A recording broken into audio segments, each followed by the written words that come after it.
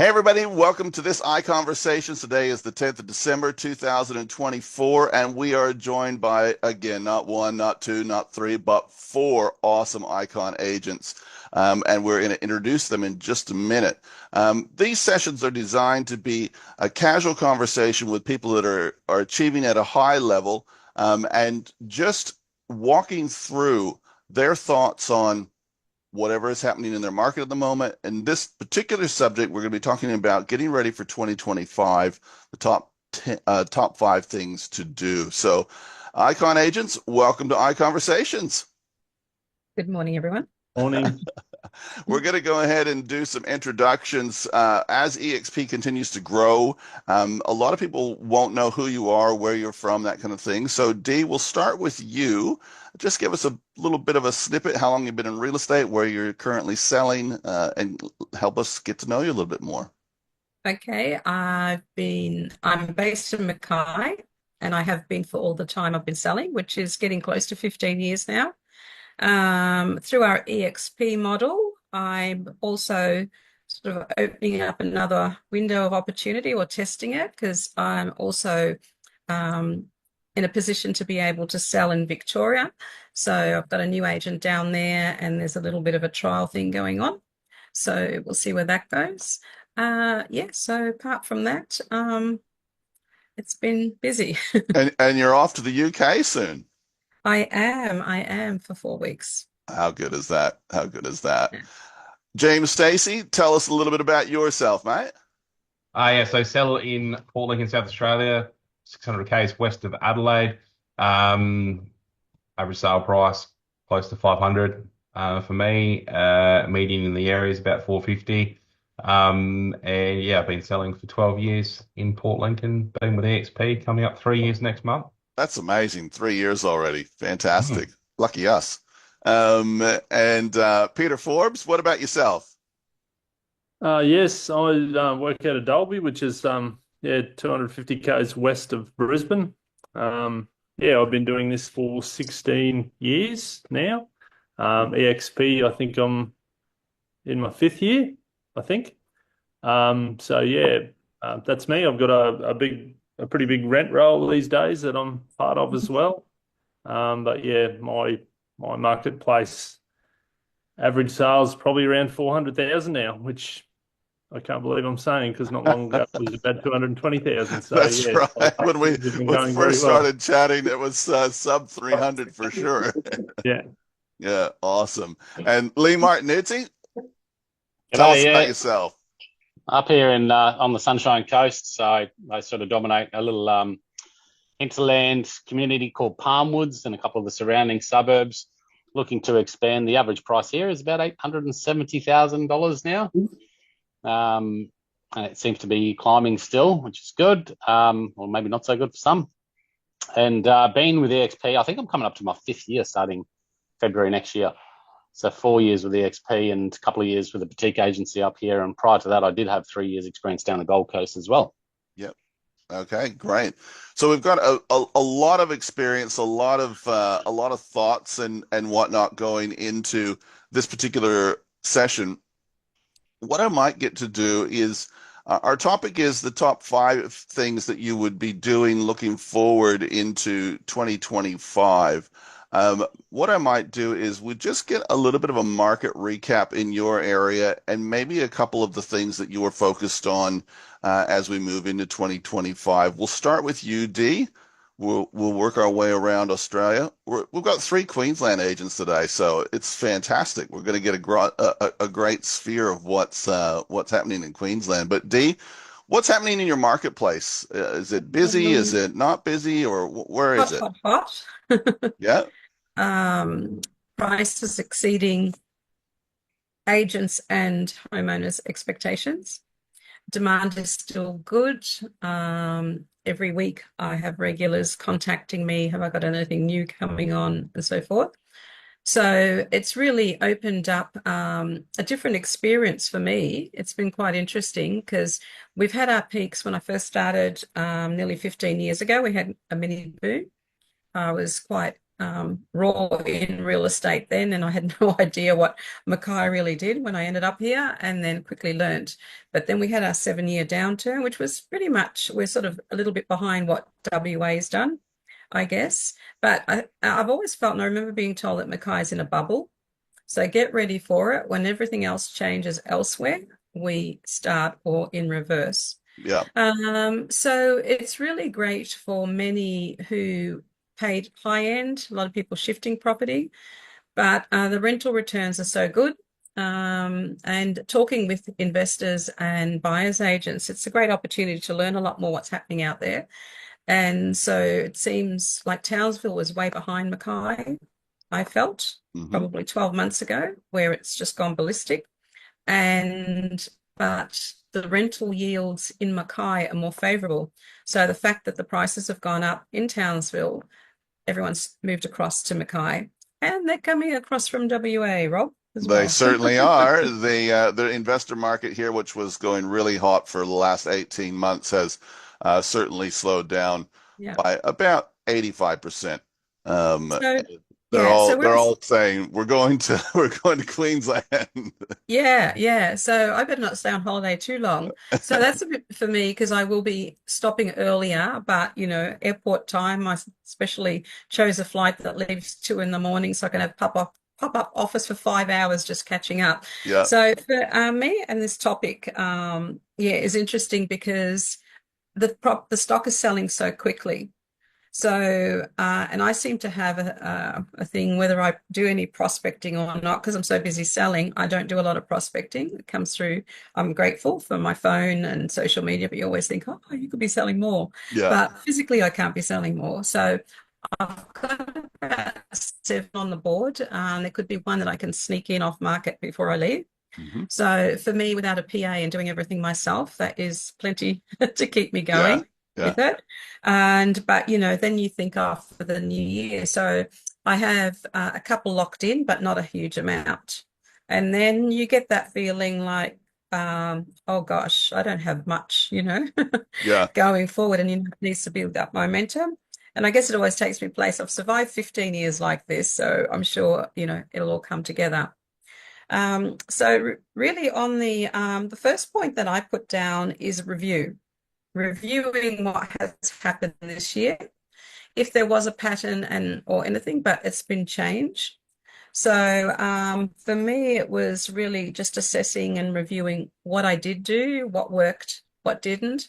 Did I waste my time unnecessarily in areas and kind of avoid that moving forward? And then, can I be implementing or doing other things, systems, which I could, to make me operate more efficiently?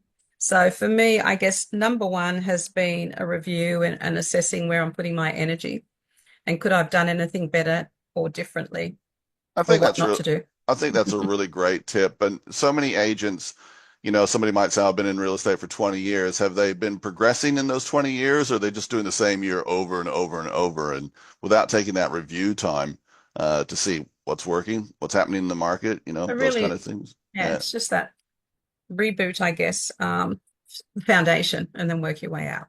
Yeah, cool. Did you want to share one more with us, and then we'll pop over to somebody else? One of the things that you're thinking to do? Well, with the reviewing, it was also the pipeline contacts, because there's a lot out there, but it's really okay.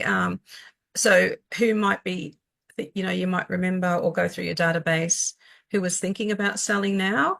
But for me, it's really I've sort of put down contacting people I've had some connection with. Yeah. And touching base. And just even out of interest and conversation, updating them on what the market is actually doing. Yep. And then starting from there, I guess, for me. Awesome. That's great. Moving down Queensland, we'll come to you, Lee. What's happening in your marketplace, and then a couple of things that you're thinking about as you move into 2025. Yeah, sure. It's been a whirlwind wrap to the year, to be honest, because I just got back from my trip to Miami, which was fantastic, eye-opening, lots of content shared there, and then come back to a business where you sort of stress and try and get back on top of things, get new listings. I have found the market here a bit slower. I think it's still quite buoyant and quite positive, to be honest, for homeowners. But I feel that homeowners are still nudging their prices up, and buyers are doing the opposite. They're sort of going, okay, I'm going to be a bit more cautious. Certainly, A-grade properties at price well seem to be selling pretty quick, but the average time on the market has extended. But the one thing that is still common is that there's a shortage of stock available, hence why that price is keeping buoyant, and owners are sort of, you know what, I can hold on. So that's what I'm really experiencing here.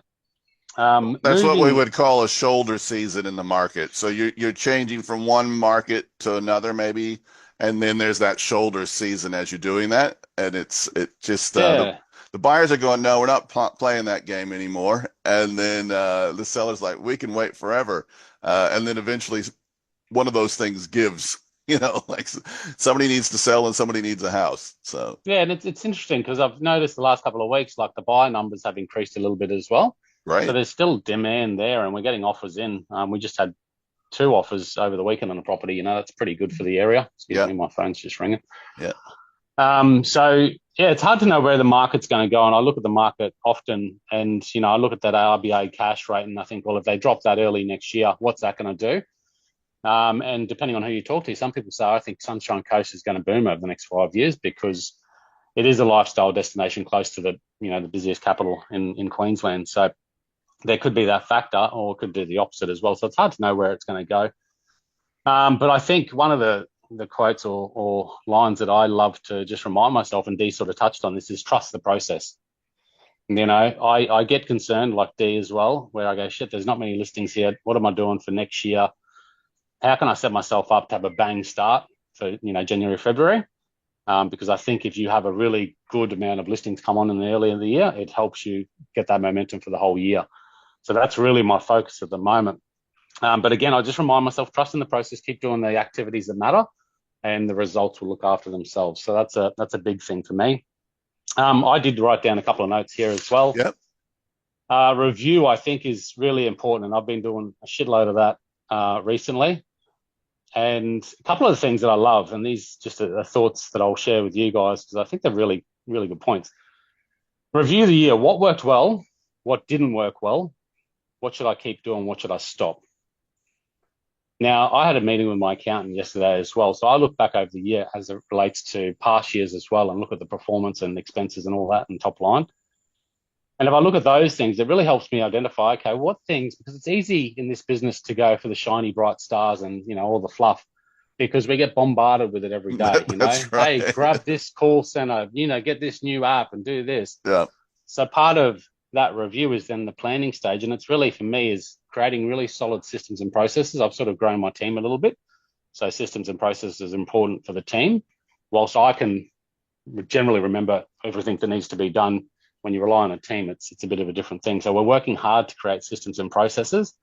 And in my review, I want to go back to the basics next year, because that's what's been missing. There's been a lot on the plate and a lot of growth activities, and there's big things happening for my business next year, which I'm excited about. But that comes down to that review. So what worked well, what didn't work, what should I keep doing, and what should I stop? And that relates to your personal life as well. And you can do this review weekly. You can do it daily if you want. But certainly a great time of the year to be doing this as well. Absolutely. And can I just drill down slightly? When you say for Lee Martinuzzi or your team, I want to get back to basics, because we do hear that sometimes in real estate. What does that mean for you? For me, it's doing the calls.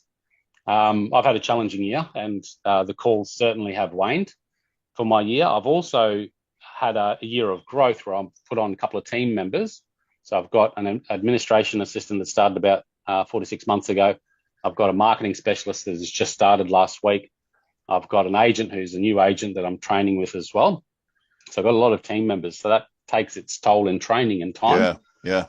So when I look at it, I go, well, what have I been missing? And it's really those core blocks, which I'm great at and I love doing. So going back to basics means doing that and avoiding, we're just reviewing the process at the moment. What part of our system and processes is really just a time suck, and it actually doesn't lead to a result. So if you look at the 80-20 principle, yep, 80% of what you do brings you 20% of the results, 20% bring you 80% of the results. Yep. So what is that 20%? That's the basics. So let's focus on the 20% that bring in the most results, and let's just push the other stuff to the side. It's nice, but maybe not necessary.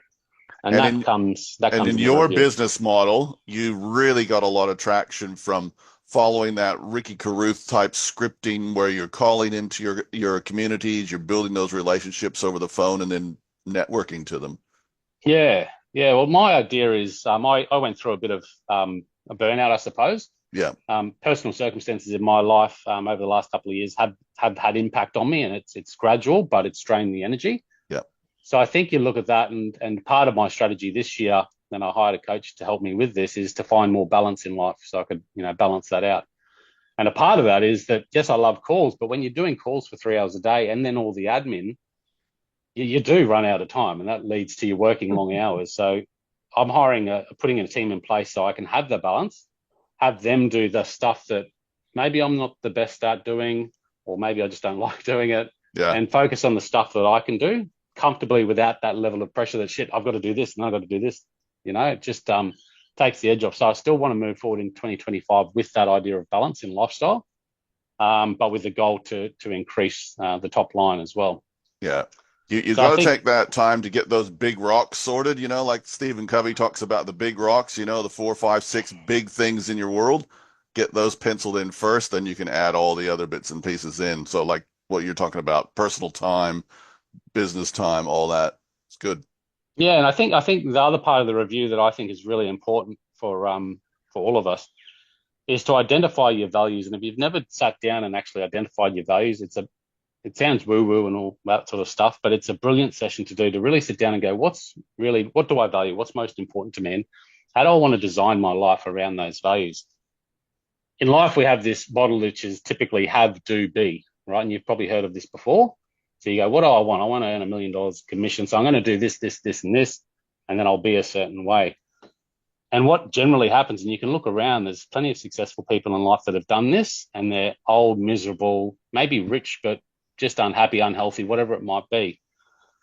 So when you're planning for your next year, you want to really look at your values and really look at how you want to be. You're a human being, so how you want to be is most important. And then structure your calendar and your task list around that. So if you want a certain lifestyle where you start in the office at 9 o'clock and finish at 5, well, you can do that and you can have quite a bit of success. But you need to do the activities that matter. So know how you want to be first based on your values, and then you can structure the activities that will help you do that. And that might be, I'm actually going to get up every morning and go for a paddleboard around the ocean. And I don't care, but that's important to me, so I'm going to do that.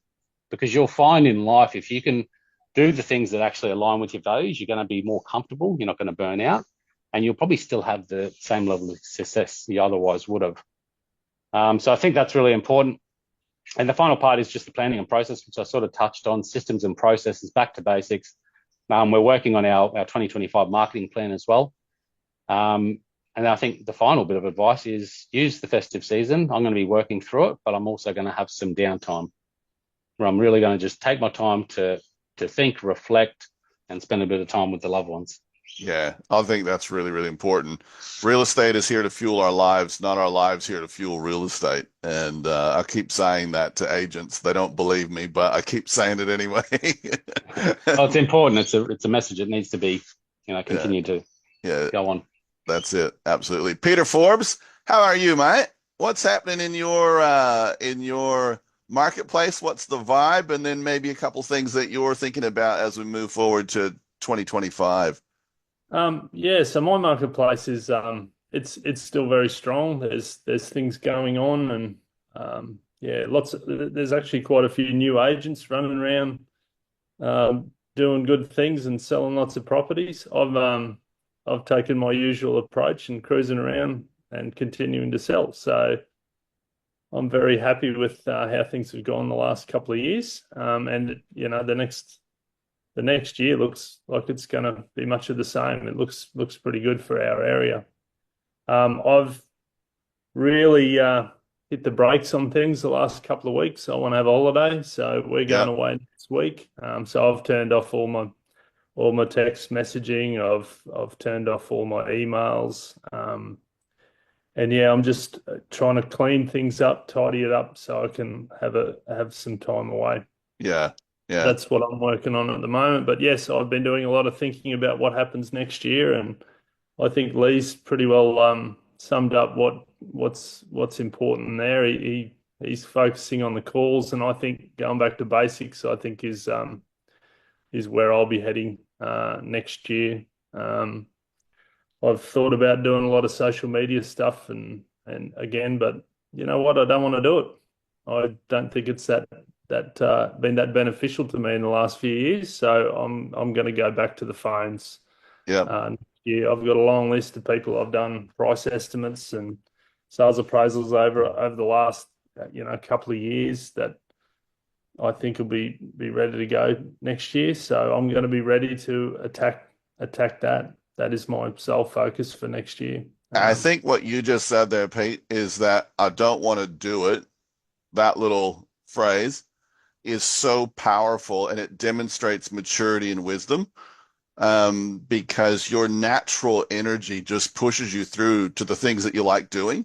Yeah. And what you don't want to do, you just get resistant, even at a subconscious level, you're just like, this sucks. I don't want to do this. Yeah, I think social media is really it's got me a bit thinking I don't want to do it anymore this year. I've had a lot of negativity around Yeah, that. A yeah, lot of my posts, I'm getting a lot of, I don't know if it's our area or I think it's changed a lot. And yeah, I'm reading some of the comments and I'm like, wow, okay. yeah. So yeah, I'm sort of gonna, well, yeah, there's someone in our office that can do that. I'll just send them the Yeah, that's new listings that come up. yeah, They can whack those on, but I'll focus on what I'm good at, and that's talking to mums and dads about selling and buying and yeah. Love yeah, it. Love yeah, it. I love it. And I love the fact that you're mature enough in the industry to realize you don't have to be all things to all people. yeah, You can just pick your ideal clients and then work with them. yeah. That's right. Yeah. I'm That's old and angry dinosaur. That's what I'm turning into. well, that's good. Maybe that can be your new social media handle, Old and Angry Dinosaur. Yeah. James Stacy, what about you, mate? What's Sell happening with you what's sell happening with in sell with old and angry. oh, yeah, that's right. When you've tried the rest, try the best, the old and angry dinosaur. That's what my kids call me. Yeah. Yeah. So What's happening in your marketplace? so Port Lincoln is probably it's still a bit of a seller's market, but it has certainly slowed down. Regional real estate, I think, has slowed down in South Australia. Adelaide market still seems to be booming, but yeah, the guys in Adelaide are certainly reporting lower numbers through open homes and lower offers, and probably not the same buoyancy from the buyers coming in with their offers either. So I think people are just a bit more cautious with what's happening around the world. But yeah, I think like for me, embracing there's been a shift in my market to a lot of investor, and I think Dee mentioned buyers agents as well. I think we need to embrace buyers agents dealing with some of our buyers and just work with them as best as possible. I think I've done, I would say, 15 sales in the last 3 months, and 10 of them have probably been to buyers agents. So dealing directly with just networking with buyers agents and Yeah. selling off market. So that's completely shifted because at the start of the year I would put absolutely everything to market. And the shift in my market had been that everything went to market because that's where the best price came, and then all of a sudden these buyers agents were paying better money than what some of my local buyers were willing to pay. So now I'm floating my properties with those buyers agents as well. So and they're all investor driven, buying on yields, return on investment. What can they get? And I think the drive for my market is you can still buy and get a 5.5%, 6% yield on a sub $500,000 property. And I think a lot of mum and dad investors want to spend 500K or less on property rather than investing now, in some of these other markets where you've got to spend 800-900 grand just to get a pretty standard 3-4 bedroom home. And the yields just aren't there either, and the current interest rates. So yeah, that's what I'm finding anyway. So my investors are coming from all over Australia at the moment, not just one particular part of Australia, but all over. Yeah, and I think that's reflected in what Dee's seen as well, that houses that were 400 then, have gone to 600 in a relatively short period of time, but the rents are good, so that's good. It's what's Um, driven it, and the gap. My market used to have a big gap of what you could get for 400 compared to 500. Now I'm getting like they're almost the same property, and you're selling properties that what should there should be a bigger gap, but there's just not based on the return on investment that investors are getting for them.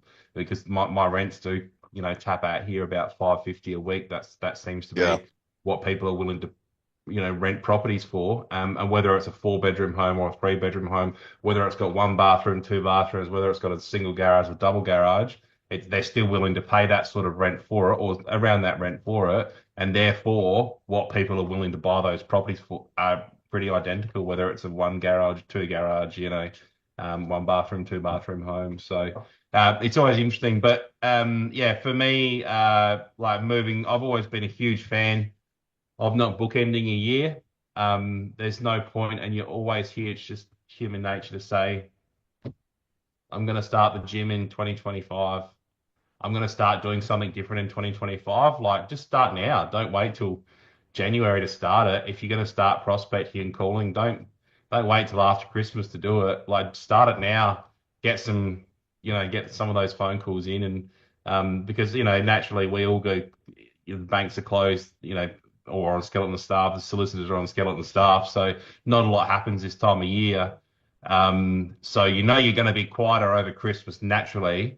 So don't just pull the pin all together and stop.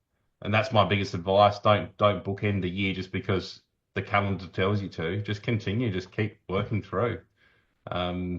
People take holidays and whatnot as well, but yeah, especially if you're not taking holidays this year, just start whatever you think you're going to start doing in 2025.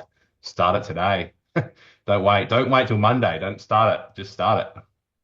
I was recounting a story to one of my agents recently where I was out letterboxing between Christmas and New Year one year, thinking I'm an idiot, like everyone's, and yeah, I got a call, listed the property, sold at the first home open that we had the first week of January. So There yeah, will be a lot of agents waiting till next year to start letterbox dropping and door knocking and phone calls because that's what everyone starts.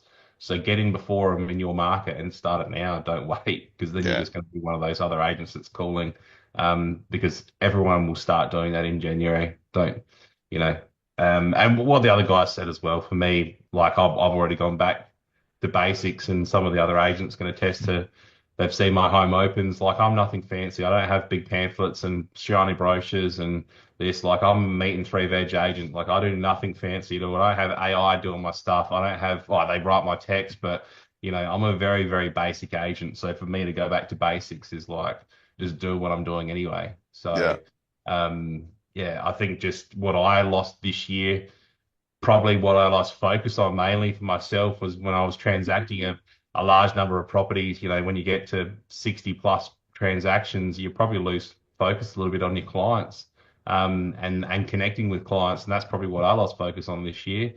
So for me, that's what it's about, like moving in, and I started it 2 months ago, 3 months ago, is just actually going back to connecting with people again rather than treating people as a transaction as a number. So that's probably my biggest change. Just for those that are newer to real estate, James, talk us a little bit about when you are that on that treadmill, you've got so many deals happening and it's very easy to slip into transaction mode.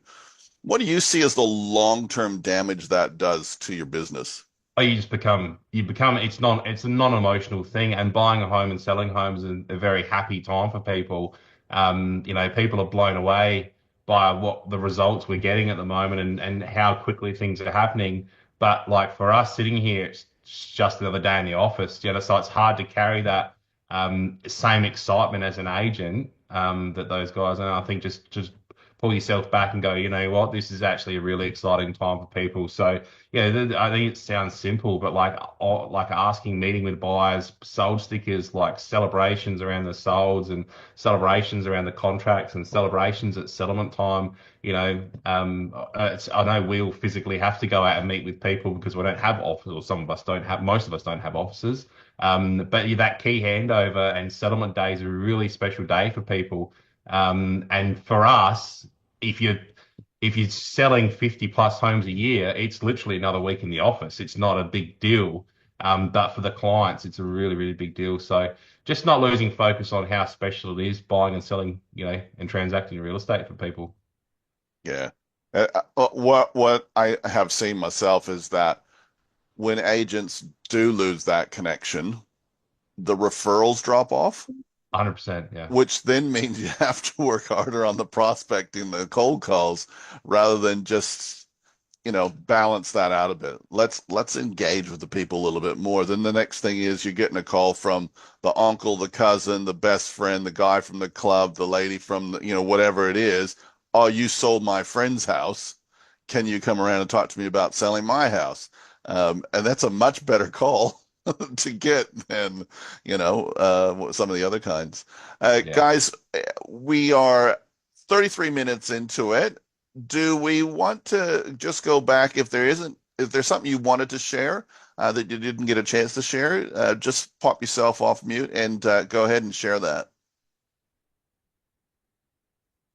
One thing that I wrote down a few more things. Yeah. was I think today was really interesting because we're all quite different in how we run our businesses, but it seems like it's just going back to the foundations, that human contact. So I could see a repetition of that, so that pleased me, hearing everyone else. But I always have to kind of go down to ground zero again. So I'm hoping before I get on that plane, got a lot of paperwork sitting around here, that I have my office clean out, even if there's sort of stacks of things. And then it is really just taking that all in and then assessing your goals, business, balance, which I haven't done too well. Great video, by the way, Rob, on mental health. Yeah. So even tapping in on the burnout, because I reckon I'm probably tipping there. So I'm not letting 2025 stress me too much. What's not on there? I'm reflecting back. If I've lasted 15 years, no retainer, I'm surely going to get it, okay now. And that is probably the toughest mental thing when I review, and as it's got busier, and I forgot who mentioned it. It could have been Peter. The stuff we get bombarded with, we can take so many options of prospecting, marketing. Social media does work for me, and I find that one-on-one connection, that's given me good growth. But nothing beats that contact or like getting on the phone. And if you've got something genuine to talk about, for me personally here in Mackay, it's definitely because, you could have people that purchased 3 years ago in a very low time, no intention to sell. And now it's so viable for them to sell. But at the start of the year, trying to get that life balance as well before you get even busier, I think. Yeah, that's good. That's good. I think we get so caught up sometimes in the deal, as the solicitors drive me nuts, the settlement agents drive me nuts, the pest inspection went south, the building inspection is gone, whatever. And it's easy to not do the things that are going to support us with our health, our mental health, and all that kind of stuff. It's easy to stress about all that instead of just going, right, I've spent enough time worried about that at the moment. Let me just go and do what's going to feed my soul. And it's good. I don't know if anyone else agrees, but what I find myself sharing with other people and agents, the industry is so much about more, number one. And I think that is another thing with EXP. And I have to take myself back, because when I thought, should I go into EXP, I thought, how brilliant, like for my age where, I'm looking at semi-retirement, and you can work half the volume and still be earning more, but we're just totally bombarded with getting the more listings. And I find I really have to take myself back and ground myself for that. And I don't know if everyone else feels like they're bombarded with the more, more, more. Anyone else feel like it's always in real estate, more, more, more? Well, I think that's what drives a lot of coaching. It's what drives a lot of traditional businesses is they want more and more and more. And I think, yeah, and that's fine if that's how people are wired. But some people, Mm. like Pete said, I don't want to do that anymore, like or whatever. I think that's a wonderful place to be at in Mm. life. Know, and what Lee said, values. Know what your values are, and then you can maneuver Yeah. your activities around that. And if you're with James Stacy, you're just getting meat and three veg. That's what you're getting. That's and be happy with that. I think you're absolutely right, there. I mean, you could look at it and say, well, I want to earn $1 million, but you're stressed to the max and your expenses are next level, like, I don't know, 800,000, or you could earn 500,000 very comfortably, have more profit in the bank and have more balance in your lifestyle as well. Mm. And with the EXP model, that's what's so good. It's Like I possible. have the mentality, you just, okay, you start your anniversary. Oh, well, when can I cap? Yeah. Because you want to earn 100% commission. Yeah. And then you don't want to get lazy because then you lose the opportunity. Making the numbers aren't huge. Property Group. How are you today, Tony? No. I'm sorry. Nico here from Martin Property Group. Oh, yeah, that's. There we go. See, Lee's in So I'll action. finish off and say our numbers aren't huge to achieve that, which is really great. Yeah. No, that's very good. Thanks everyone for taking time out of your schedules to join us on iConversations this week. This has been a great session. So many really good points you guys have raised. And that's why we like to come together and do this and share. And for those of you that are moving into that, you're having some time off over the next little while. I hope you enjoy it. For those that are still on the tools, we'll be here next week. And yeah, fantastic. So we'll see you on the next iConversations.